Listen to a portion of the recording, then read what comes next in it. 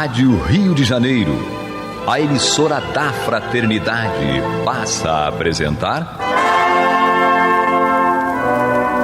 Luz na Penumbra, programa que leva ao seu coração a mensagem da doutrina espírita.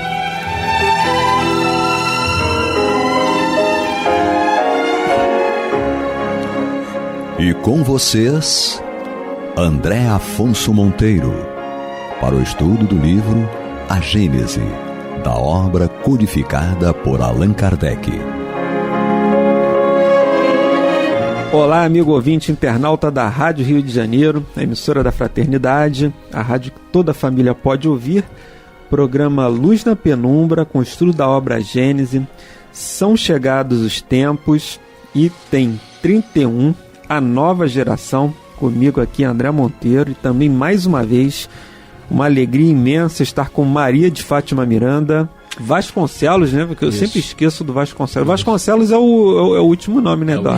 Vasconcelos é do meu marido, a herança dele. Isso aí. É o espólio do... Jesus guarde. Seja bem-vinda, Miranda. Obrigada, né? Que Deus nos conduza. E Eduardo Araújo. Vamos nós aqui. Muita paz a todos. Vamos aí estudar o livro A Gênese. Vamos aqui... E eu falei do meu marido, não, do marido, porque meu eu não sei se é da vida. Kardec continua aqui no item 31, com a nova geração, e ele diz o seguinte, ó: uma comparação vulgar, ainda melhor, dará a compreender o que se passa nessa circunstância. Então ele fala, né, dessa mudança, dessa transmigração aqui dos espíritos, né, e chegada e partida de novos espíritos, e ele diz: figuremos um regimento composto na sua maioria de homens turbulentos, indisciplinados, os quais ocasionarão nele constantes desordens que a lei penal terá por vezes dificuldades em reprimir. Estes homens são os mais fortes, porque mais numerosos do que os outros. Eles se amparam e animam e estimulam pelo exemplo. Os poucos bons nenhuma influência exercem. Seus conselhos são desprezados, sofrem com a companhia dos outros que os achincalham e maltratam. Não é essa uma imagem da sociedade atual? Continua. E eu lembro, sabe o que eu lembrei? Eu lembrei que na minha época de primeiro grau na escola, tinha uma escola que nós íamos, assim, a gente estudava lá só 2 vezes na semana. 4 dias na semana era numa escola e 2 dias era numa outra. E nessa outra escola a gente ia lá fazer matérias suplementares, digamos assim. Era aula de laboratório, de práticas agrícolas, educação para o lar, artes industriais. Você aprendia... Que interessante, tinha isso tudo? Tinha, era muito interessante. Você aprendia a plantar. Aonde isso? Era lá em Anchieta, a escola era Antenor Nascente. Que legal, era, né? Centro Interescolar Antenor Muito Nascente. Legal, né? E ela reunia turmas de Guadalupe, de Diodoro, de Anchieta, de Ricardo. Então todo mundo ia estudar ali. Então ia lá na quarta e no sábado. A educação física era lá. Poxa. Todas essas matérias lá. E um belo dia acabaram com isso, não sei porquê. Então lá você aprendia a plantar, aprendia a cozinhar, aprendia a costurar. Tudo que era bom foram tudo que era bom. Gente, isso aí acontece hoje em dia em escola de primeiro mundo, Canadá. Arte cênica, você tinha aula de teatro ali, aula de inglês, de francês. Então tudo isso que era, digamos assim, atividade complementar, sim, você fazia lá. E um belo dia acabaram com esse método. E ela virou uma escola tradicional. E o que fizeram? Só que ela não tinha alunos de origem. Os alunos vinham, cada turma ia um dia para lá, de cada escola. E aí o que fizeram? Não, então a gente precisa construir uma base de alunos, então pegaram alunos de outras escolas. Mas o que as escolas fizeram? Enviaram os piores alunos, aquela galera que era mais... Então a escola ficou assim nos primeiros anos. Meu Deus. Virou muito complicado, porque só mandaram... você tinha que mandar aluno para ali. Então o que você fez? O que as escolas fizeram? Não mandaram os seus melhores alunos, seus alunos mais quietos. Mandaram aquela galera que era mais turbulenta, mais nervosa. E volta e meia saiu uma confusão nessa escola, porque justamente se reuniu ali um grupo de alunos que eram, quer dizer, era uma galera, era bem acelerada. Da pesada mesmo. Era.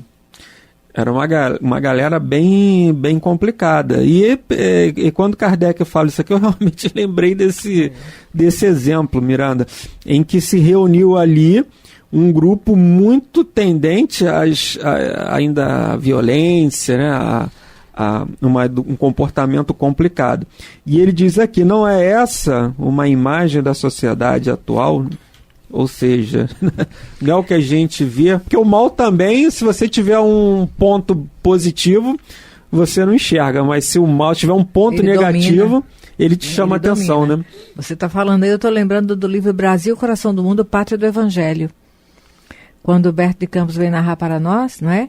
Que os espíritos que foram convidados a virem ao Brasil, reencarnar no Brasil, eles pegaram a escória que estava realmente nas furnas tenebrosas do planeta.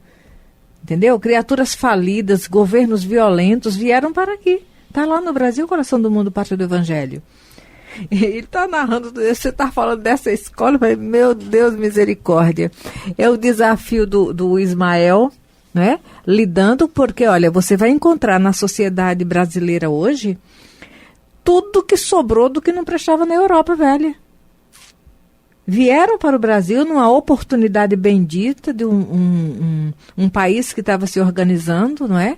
Expurgar muita coisa. Muitos conseguiram dar resposta positiva, refizeram o caminho e voltaram para a espiritualidade e agora estão de lá ajudando a sociedade terrena, mas especialmente aqui no Brasil. Então nós vamos observar. Hoje em dia o planeta todo está em rebuliço. O que nós encontramos aqui, a globalização nos permite enxergar em todos os cantos da Terra. Mas por um período, muita coisa ficou encoberta dentro da sociedade brasileira, porque nós trazemos esses vícios, essas tendências. Aí nós observamos, olha, fizemos tudo que não prestava nos outros países, agora estamos aqui. E de alguma forma, o ideal de maneira educativa, sóbria, precisamos agasalhar esses companheiros de outros continentes. É isso aí, né? Vivemos esse grande desafio. A gente vai ficar aqui, as pessoas às vezes não têm ideia, né? De que nós estamos aqui. A única diferença entre nós e quem está em casa agora é que a gente está aqui no microfone e você está aí nos ouvindo. Mas a gente fica aqui lendo, estudando e refletindo como você está refletindo aí, né? Tudo que nós estamos vivendo. Essa realidade atual, da sociedade atual, como diz aqui Kardec, né? Ele termina esse parágrafo falando, não é essa uma imagem da sociedade atual, isso ele está falando daquela sociedade, né, do século XIX, ali na França e Europa, e essa realidade continua. Nós estamos num momento de transformação, isso tem sido repetido muito, acho que você que está em casa aí deve estar cansado de ouvir a gente falar nisso, né, que nós estamos em plena transição planetária, e estamos mesmo, já há muito tempo. Só que ela está se afunilando. Muitos espíritos nobres estão reencarnando novamente no planeta. E não tenham dúvida de que eles irão promover uma mudança radical na sociedade humana. Radical. Porque assim as pessoas falam, mas não vai mudar. Vai mudar sim, porque Deus quer que mude. Sim. E quando Deus quer, ninguém impede. Você pega os homens mais poderosos do planeta, né? Você pega aí os mais ricos, os mais influentes, todos, sem exceção, deixarão seus corpos físicos. Sem exceção. Não vai sobrar um. Como Jesus fala no diálogo emocionante com o senador Públio Lentulus, no livro Há 2000 anos, o senador ali de joelhos perante o Cristo, e ao mesmo tempo ele não sabia dizer nem por que ele estava de joelhos, já que o influxo magnético de Jesus era tão poderoso que ele se viu envolvido naquela energia, e o poderoso senador romano estava de joelhos perante aquele homem, que ele julgava ser apenas um profeta, como mais um dos profetas loucos que eles julgavam haver ali entre o povo judeu, e um simples carpinteiro. E ele olha para Jesus, ao mesmo tempo impressionado com a imponência da presença do Cristo, com a energia que ele sabia que tomava conta dele naquele momento, e ele pensa em todo o poder de Roma, né? Com as suas águias poderosas, com seus monumentos, com o domínio que Roma exercia, né? A dinastia dos Césares sobre todo o planeta. E aí Jesus, lendo o pensamento dele, fala que todos os teus poderes são miseráveis e irão ruir. E aí a gente pergunta, cadê Roma? Cadê o poder daqueles que dominaram o mundo durante tanto tempo? Tudo passa. Tudo passa. E efetivamente o próprio Emmanuel, naquela encarnação como senador Públio, ele viu na erupção do Vesúvio a destruição de todo aquele lugar e de todo aquele poderio. Então, tudo isso que nós estamos vivendo hoje, por mais angustiante que seja, por mais doloroso que seja estar nesta sociedade corrompida e depravada, como dizem os Espíritos, e já falava Jesus, vai passar. Mas eu gostaria que fosse hoje. Eu também gostaria. Eu também adoraria hoje estar vivendo num mundo regenerado. Mas muito do que esse mundo é hoje tem a minha contribuição. Nas minhas encarnações anteriores, onde eu roubei, onde eu matei, onde eu torturei, onde eu fiz a política mais baixa possível. Então nós somos herdeiros de nós mesmos. Graças a Deus, hoje com uma outra visão. Graças a Deus, hoje com a possibilidade de estarmos tentando, ainda que racionalmente, servir em nome do Cristo. Hoje a gente está aqui no microfone de uma rádio, como a nossa, falando do Cristo. Ontem estávamos falando em nome da guerra, em nome da perseguição e da destruição de muitas vidas. Então já avançamos alguma coisa. Falta muito. O retrato da sociedade atual, como diz Kardec, ainda é esse, porém a transformação se opera e se opera rapidamente, porque são chegados efetivamente os tempos, os espíritos confirmam isso para nós. Chico Xavier várias vezes confirmou isso, Divaldo já confirmou isso, Dona Ivone já tinha falado sobre isso. É chegado o momento. Mas quanto tempo mais irá levar? Isso é irrelevante. Porque o que são 100 anos para a vida espiritual? Nada. Então está se aproximando, sim. Nós já estamos vendo essa transformação, nós já estamos vendo as crianças que estão nascendo, a inteligência delas, a perspicácia, a moral. E essa transformação, se nós fizermos a nossa parte, nós iremos estar junto desses irmãos, desses espíritos nobres que estão voltando, e seja no corpo ainda, talvez para alguns, ou fora dele para outros, veremos uma terra renovada. Questões 779 seguinte no Livro dos Espíritos, Lei do Progresso, a Marcha do Progresso, em especial, questão 783, Kardec pergunta, se essa mudança, esse aperfeiçoamento da humanidade, ele segue sempre uma progressiva e lenta marcha. Ele chama o nosso progresso de marcha lenta. Você lembra daquele motorista marcha lenta? Ô, marcha lenta! Anda com isso aí. Kardec pergunta do nosso progresso. E aí os espíritos vão responder que sempre há esse progresso regular e lento que resulta da força das coisas, mas ele dá um porém, Miranda, que é o seguinte: toda vez que esse progresso não acontece rapidamente o suficiente, Deus nos envia de tempos em tempos um abalo físico ou moral que acelera esse progresso. Então você vê que de tempos em tempos a nossa humanidade... Intervenção divina. Não por vontade, digamos assim, divina, pela mas... lei natural da evolução, que se faz necessário. Você vê que de tempos em tempos, quando a gente vai observando a humanidade, a história da humanidade, principalmente depois com o advento da internet, também da própria escrita, você vê que nós sofremos abalos. Tinha os dinossauros, vem um abalo, enfim, por aí vem. De tempos em tempos tem um abalo que faz com que a sociedade caminhe mais rápido. Né? É uma sacudida, né? Porque enquanto o Eduardo estava falando, nós estávamos lembrando, nós queremos o mundo regenerado para ontem. Então que regeneremos o nosso mundo interno. Porque nós sempre lembramos, olha, uma Madre Teresa, um Chico Xavier, uma Irmã Dulce, eles viveram plena regeneração interiormente no mundo caótico de fora. Que é o que Kardec diz aqui, a gente só vê o caos. Entendeu? A gente não consegue enxergar essa mudança. Porque esse caos de fora é para nos trazer o olhar para dentro. Porque o mundo de fora, eu sou responsável direto ou indiretamente com ele, componho de alguma forma, mas no coletivo eu não posso solucionar imediatamente. O mundo interior eu não posso solucionar imediatamente, mas o mundo interior eu posso tomar decisões particulares, intransferíveis, que podem fazer a mudança.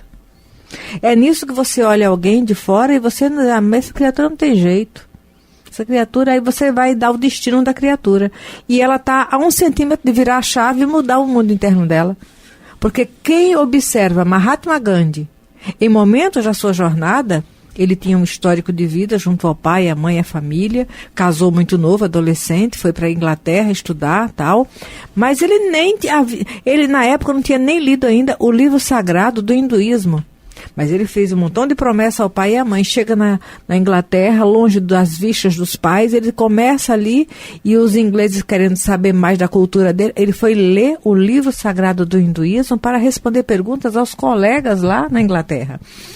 E quando sai da Inglaterra vai ser diplomata na África, mas um homem que ainda trazia violência interior, gente. Olha, Gandhi para nós é algo. E o Einstein fala assim, ele teve a porta de Damasco para ele que também. Que chegaria um dia que a humanidade duvidaria que um homem igual aquele haveria existido, tinha existido. E ele virou a chave. Santo Agostinho, e não nem resta, não tem nem mais o que falar.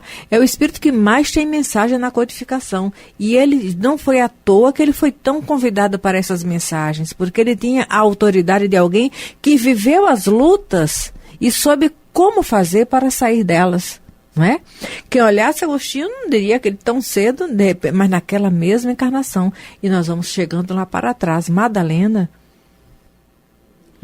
ela ainda estava no mundo, pelo mundo, atendendo os apelos do mundo. O Paulo, Emmanuel, fala que foi diferente, foi uma questão de direção, ele já trazia uma determinação interior. Madalena teve que construir aquilo naquela encarnação e virar a chave.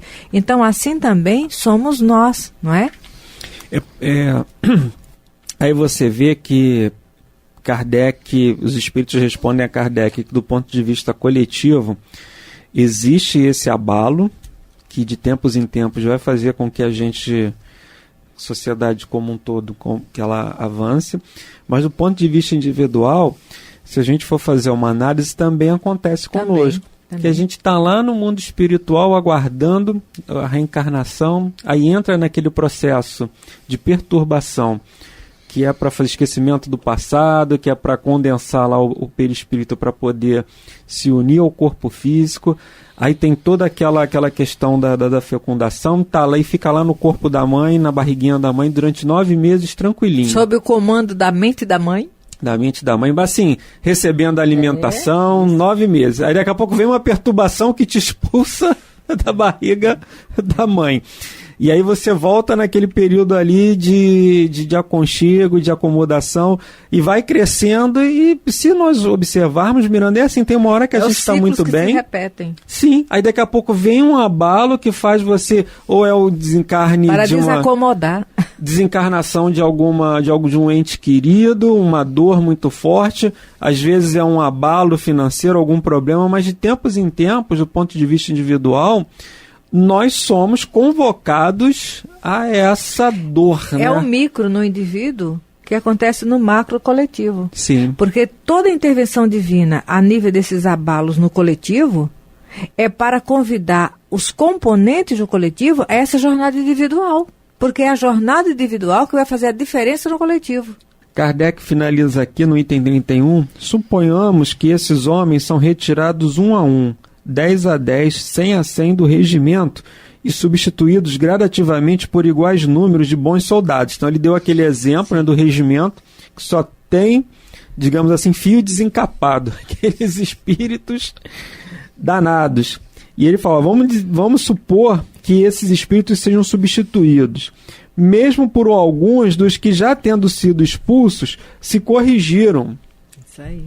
Ao cabo de algum tempo, existirá o mesmo regimento, mas transformado. A boa ordem terá sucedido a desordem.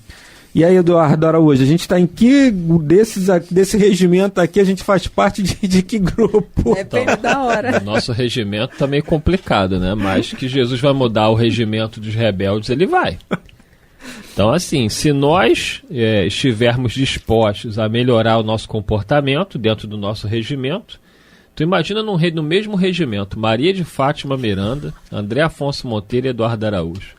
Cara, vai tocar um... É complicado, né? Vai. É isso que o Gerson arrumou aqui pra rádio, né? Maria. Mas se a gente não tomar rumo, nem prumo, Jesus tira do regimento. Ué, Tira vai do preso. regimento. É oportunidade bendita. Vai preso, fica pão e água, entendeu? Vem a dor. Toda a arrogância do ser humano, ela passa, entendeu? A gente não acredita no poder de Deus. Eu estive vendo um vídeo recentemente, né? Uma coisa impressionante, um soldado, né? Que estava no curso de operações especiais. Ele pulou do avião. O paraquedas não abriu. Nem o paraquedas, nem o reserva. O homem caiu em queda livre. O homem não morreu. Estava dando entrevista. E ninguém sabe explicar o que aconteceu, né? Tem o vídeo lá, ele deu entrevista no podcast, ele arrebentou toda a coluna dele, tudo que você possa imaginar, coração, pulmão perfurado, tudo. Só que algo inexplicável aconteceu, né? A medula dele não foi atingida. O médico disse, olha, eu nunca... Nenhuma parte vital, Blindaram, né? ele ali. Ele falou, eu nunca vi isso na minha... O médico falou, eu nunca vi isso na minha vida. Você quebrou toda a sua coluna, mas não afetou a sua medula. Você teve perfuração de pulmão, tem um nome lá que eu me esqueci agora, pneumotórax, acho que é isso. Perfuração de pulmão, coração, uma das válvulas foi destruída. E o homem estava dando entrevista e ninguém sabe dizer como aquele homem estava vivo e dando entrevista. Eu fiquei olhando aquilo e falei, meu Deus do céu, né? Não tem... Como é que vai dizer que... Quem vê uma história como essa, foi agora recente, né? Ele deu entrevista agora no mês de dezembro. Eu fiquei olhando aquilo ontem e falei, meu Deus, como é que a gente ainda pode duvidar do poder de Deus? Os espíritos falam, né? Quando não chega... Questão 853A. Se não for chegada a hora da morte, não morreremos? Resposta, não perecerás. E tens disso milhares de exemplos. Mas quando chegar a tua hora, nada poderá impedir que partas. E até o médico estava falando com ele, tem gente que cai na piscina, quebra uma vértebra, 2 vértebras e fica paraplégico, tetraplégico. Meu Deus. E ele fala que quando ele caiu no chão, ele não conseguia se mexer. Ele só conseguia olhar para o céu e falar no rádio. Eu sou o 07, eu tô aqui caído, eu acho que eu vou desmaiar. E aí os colegas que desceram de paraquedas tinham uma ideia de onde ele caiu, foram lá, resgataram. Um deles era médico, fez lá os primeiros socorros, e de uma forma inexplicável esse homem está andando. Cataram os caquinhos dele. Então assim, o poder de Deus, gente, não tem como você cair de um paraquedas e não morrer. Isso é impossível. É completamente impossível. Então é sobrenatural. Se a gente não fosse espírita, né? Sobrenatural, maravilhoso e fantástico, né? Porque assim, então nós vemos nessas pequenas coisas o poder de Deus. Eu tô até vendo aqui, quem quiser ver, o título foi num podcast chamado Fala Glauber, né? Que ele entrevista policiais, militares. Sim. E o título é Caveira cai de avião sem paraquedas e sobrevive. E ele falando de Deus, ele falando da família, ele falando das premonições que aconteceram antes do acidente. Muito bonito, sabe? Uma coisa assim, para eles, no caso sobrenatural, porque realmente é uma coisa fora do comum, mas aquilo para mim ontem foi muito significativo de mostrar o quanto Deus tem o controle de tudo. Tudo que está acontecendo agora é com a permissão de Deus. E Ele nos deixa pensar que somos nós. E vai passar. Estamos caminhando aí para o final. Me lembrei também do Consolador Emmanuel, quando fala sobre chegar do instante da morte, isso é fatal, né? Quando ele fala da fatalidade em o livro O Consolador. Miranda, obrigado mais uma vez pela sua presença. Gratidão, que Jesus nos conduza. Eduardo Araújo. Estamos juntos, semana que vem, se Deus quiser, estaremos de volta. Muita paz. Amigos ouvintes, chegamos ao final do programa de hoje, desejando a todos muita paz. Você está ouvindo o programa Luz na Penumbra.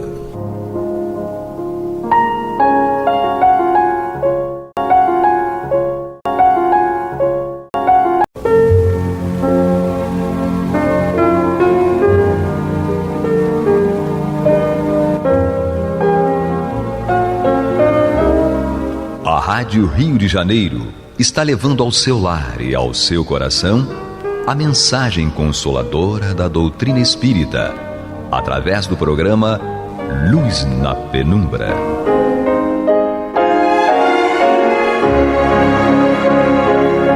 E agora com vocês, Nádia do Couto Vale, para comentar o Céu e Inferno ou a Justiça Divina segundo o Espiritismo, da obra codificada por Allan Kardec.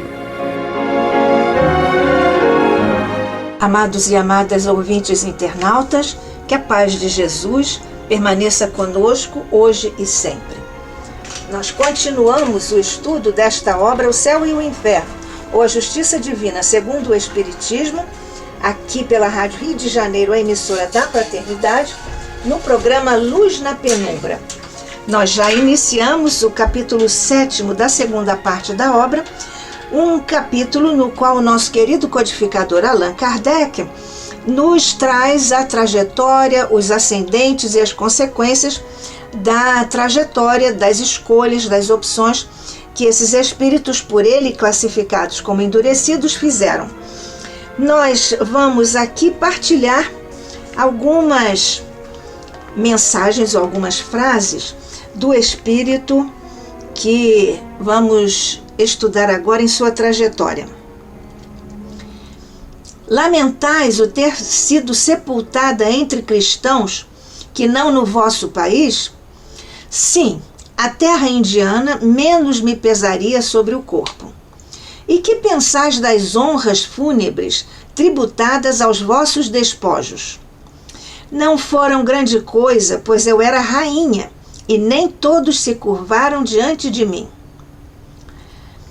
Respeitamos a vossa hierarquia e só insistimos para que nos respondais no propósito de nos instruirmos.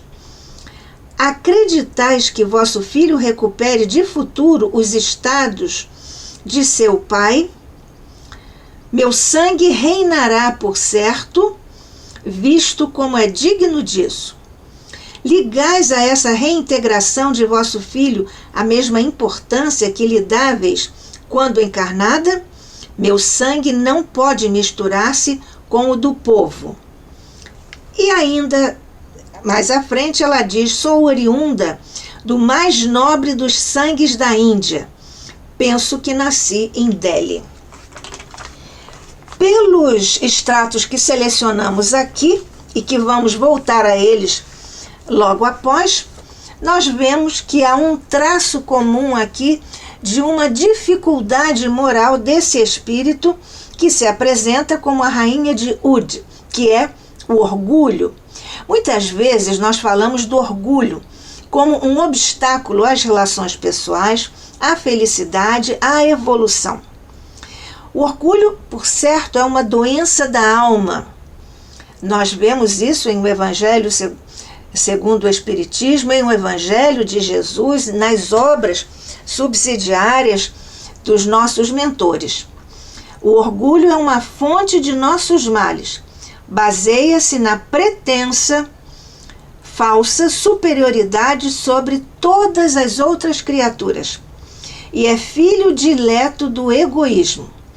Leva ao chamado orgulho de sangue, orgulho de famílias, orgulho de governantes, orgulho de raças, como nós constatamos, por exemplo, no caso da eugenia na Segunda Guerra Mundial. O que é a eugenia?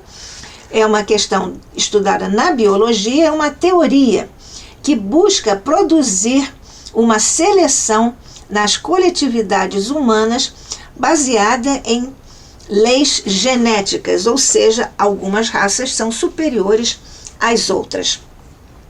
E nós vemos então que o orgulho é, portanto, uma barreira que se ergue entre os homens e Deus. Mas então qual é a verdadeira superioridade? Evidentemente que é a de Deus, mas é a superioridade do Cristo aqui na Terra, que declarou quando esteve entre nós, já era uno com o Pai. O orgulhoso, então, tem algumas características, algumas facetas. O orgulhoso, por exemplo, é invejoso. Por quê? Porque ele não pode suportar o que quer que seja acima de si. Nós vimos isso aqui em algumas frases da Rainha de Ud. O orgulhoso é egoísta, pretende ser para tudo o ponto de referência. Nós vemos aqui que ela queria que todos se curvassem muito mais do que se curvaram aos despojos dela.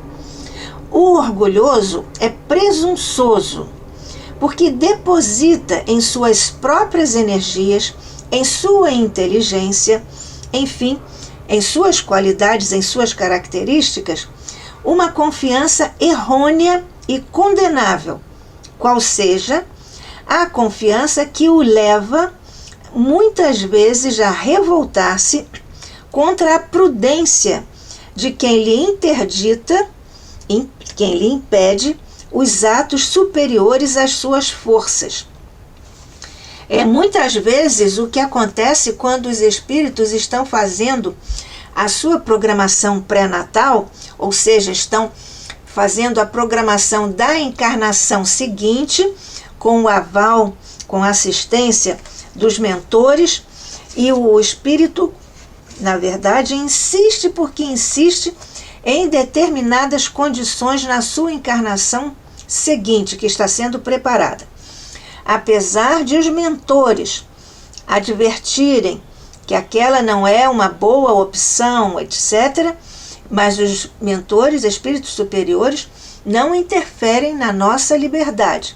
Portanto, muitas vezes, essa teimosia do espírito em balizar determinadas condições de sua encarnação subsequente, nós vemos que, então, como sempre planeja questões e desafios e situações além das suas forças reais, porque sempre se julga mais do que é, nós vemos que então há uma condição aí já direcionada para, não necessariamente o fracasso total, mas pelo menos parcial, naquela encarnação que se está iniciando.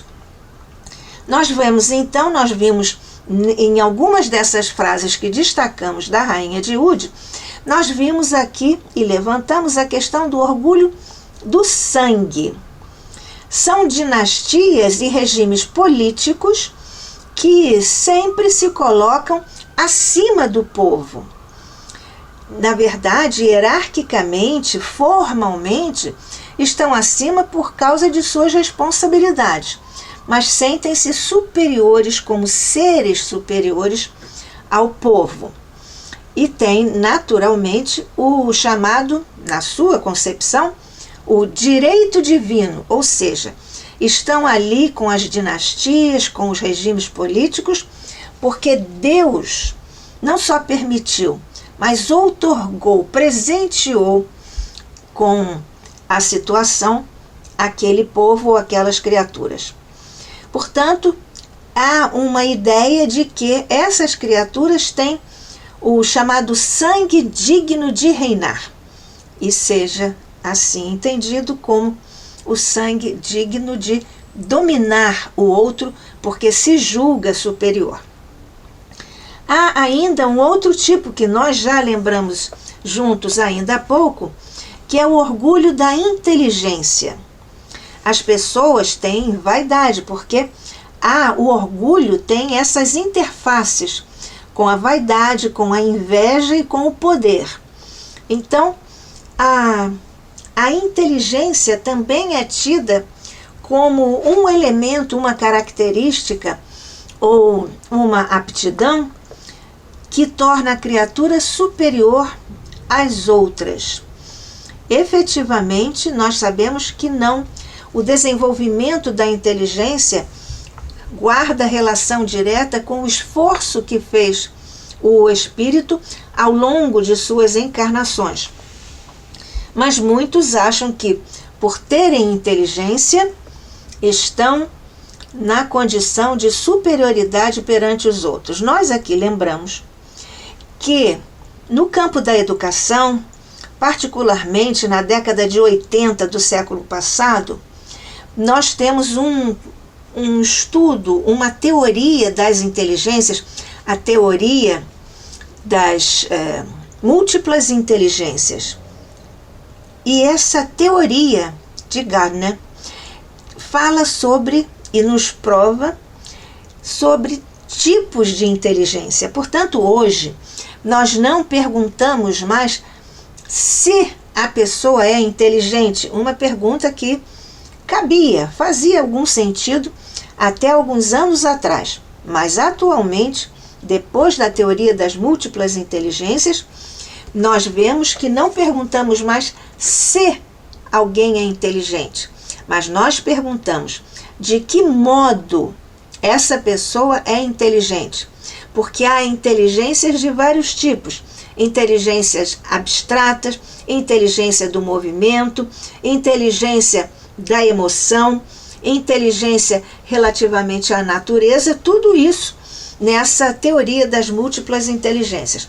Mas o orgulho também toma a inteligência como um referencial para subsidiar, para sustentar a sua pretensa, suposta, equivocada superioridade por causa da inteligência. Há ainda um outro tipo de orgulho que, por inacreditável que pareça, é o orgulho da religião. Os adeptos, os seguidores de uma religião, por exemplo, julgam que a sua religião é a melhor religião e atacam as outras religiões, atacam os adeptos, os seguidores de outras religiões.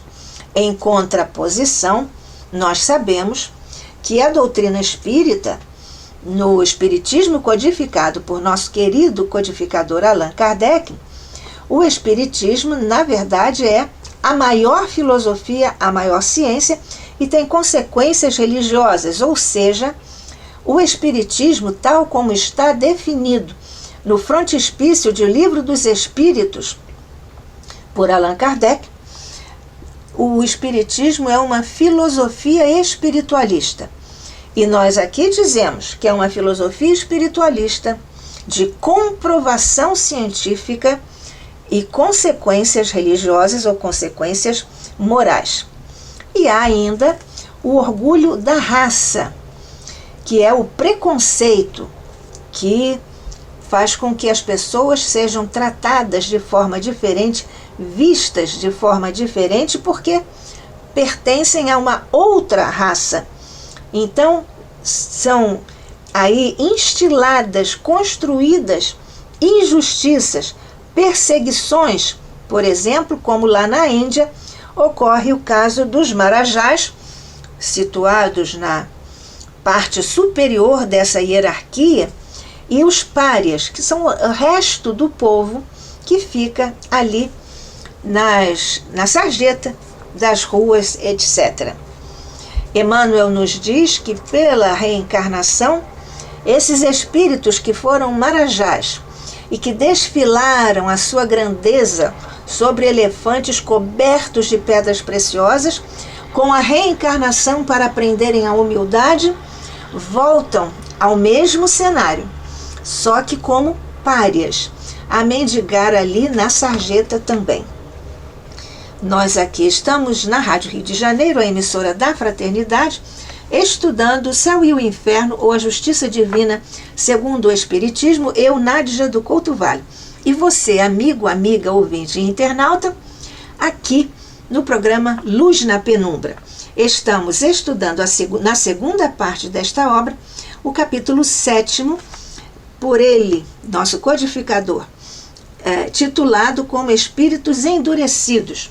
E estamos refletindo sobre a marca do espírito Rainha de Ud, cuja trajetória nós estamos iniciando aqui o nosso estudo juntos. Nesse particular, já que nós vimos e demos o exemplo do orgulho da raça, também aconteceu na Segunda Guerra Mundial, o orgulho da raça, em que os arianos se consideravam superiores, por exemplo, aos judeus, mas também aos ciganos, etc. Então, a Índia e o papel da Índia guardam uma situação interessante no campo da trajetória da humanidade. Em sua obra A Caminho da Luz, o nosso querido mentor Emmanuel, pela pena doce e suave do inesquecível Chico Xavier, então Emmanuel nos diz a respeito da Índia e do papel da Índia na trajetória da coletividade humana. Ele nos fala sobre os espíritos degredados na Terra.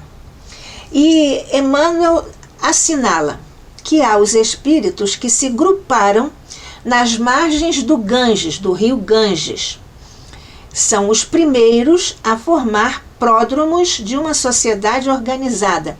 Pródromos padrão, circunstância, organização.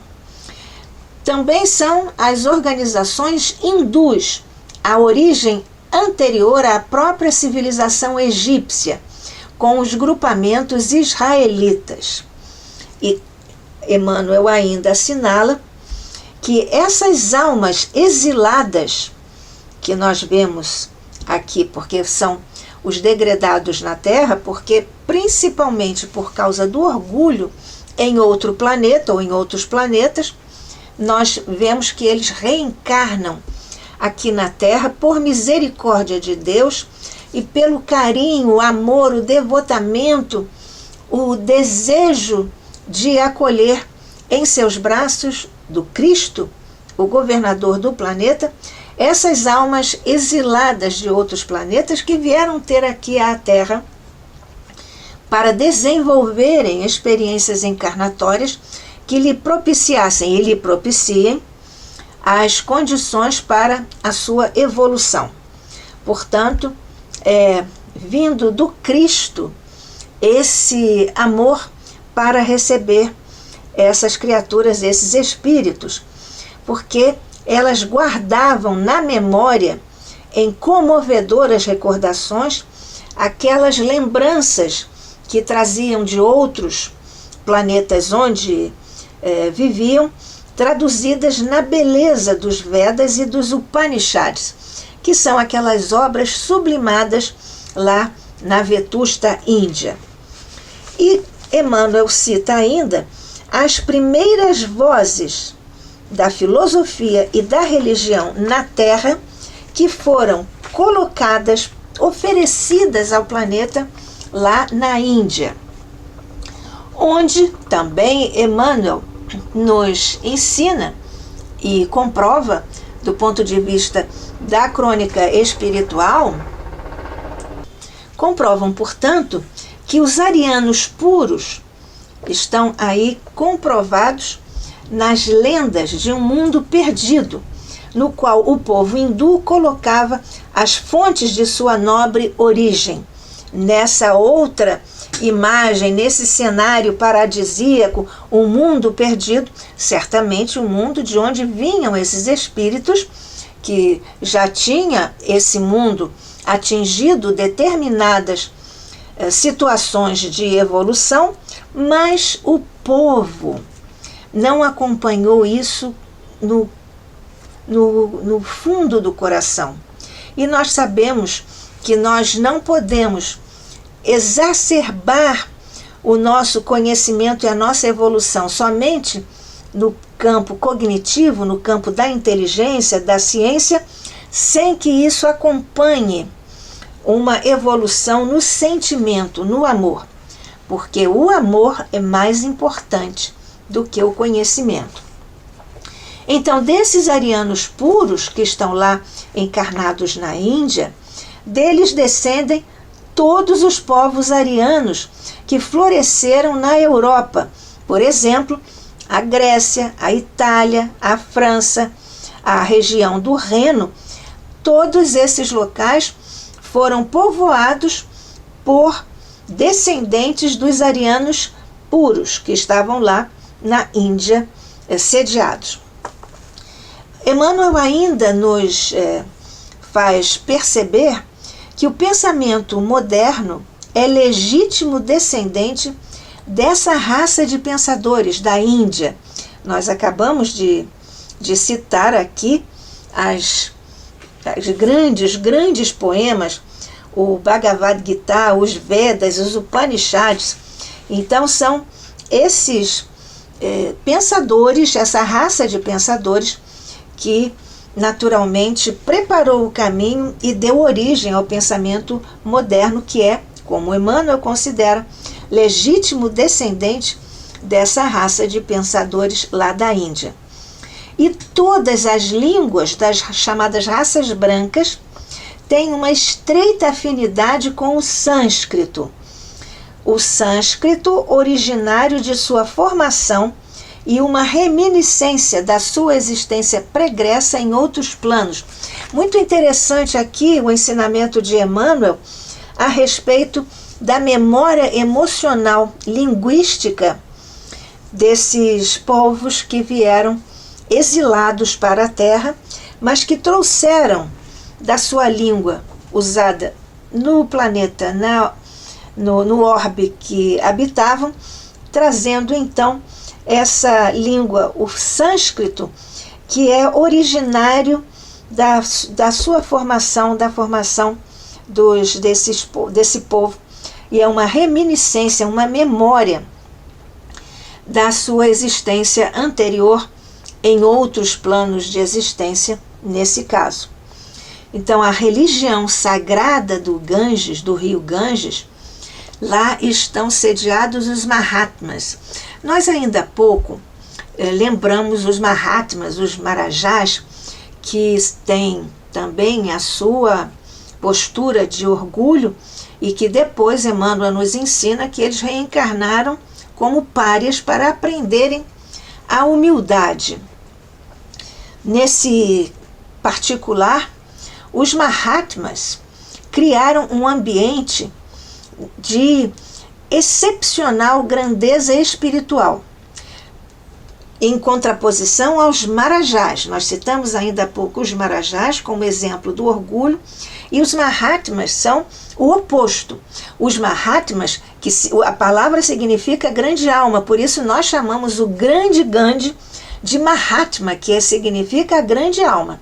Os Mahatmas lá na Índia criaram um ambiente de tamanha grandeza espiritual para o seu povo, que até hoje a atmosfera psíquica guarda essas emanações desses espíritos, dessas mentes generosas que lá habitaram e construíram a psicosfera lá na Índia de grandeza espiritual, como Emmanuel se refere a essa psicosfera, e para o seu povo. Até hoje, permanecem essas emanações de grandeza espiritual na atmosfera psíquica da Índia, com mensagens de amor, de esperança, de estoicismo resignado, porque nós vemos que aqui são características de almas que já têm conquistas e expressivas conquistas do ponto de vista espiritual. Portanto, o estoicismo resignado, ou seja, a aceitação, a submissão à vontade de Deus, ou a qualquer que seja o nome que se dê a esta força superior, mas esse estoicismo resignado, aceitando as circunstâncias menos felizes do ponto de vista dos valores da Terra, menos felizes, a esperança, que é aquele ímpeto do espírito que sabe que o que vem depois vai fazer a sua felicidade, com essas mensagens de amor criadas, esculpidas vibratoriamente lá na psicosfera da Índia, com a presença dos Mahatmas, para que houvesse então um contraponto para o grande orgulho, a grande situação, a grande teimosia no orgulho daquele povo, que se contrapunha então ao que os Mahatmas, as grandes almas, espíritos escolhidos certamente, estavam também ao mesmo tempo fazendo ou contrabalançando aquele ambiente de orgulho para um ambiente de grandeza espiritual e sutileza com amor, paz e luz. O assunto continua em nosso próximo encontro aqui pela Rádio Rio de Janeiro, no programa Luz na Penumbra. Que a paz de Jesus permaneça hoje e sempre em nossas mentes e corações. Assim seja.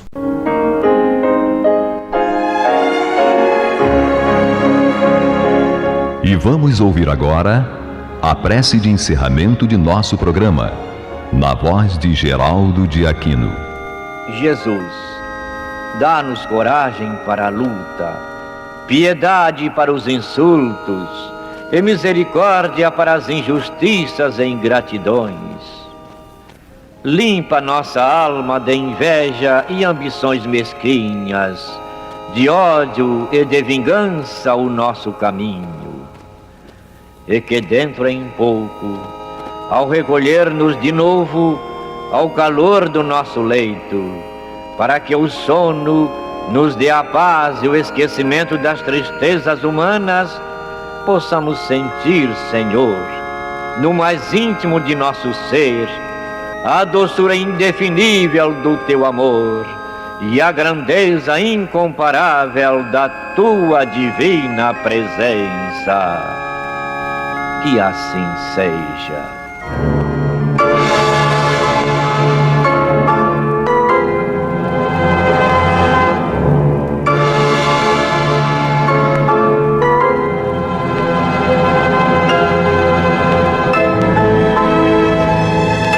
Acabamos de apresentar o programa Luz na Penumbra, que voltará a ser apresentado amanhã às 21 horas nesta emissora.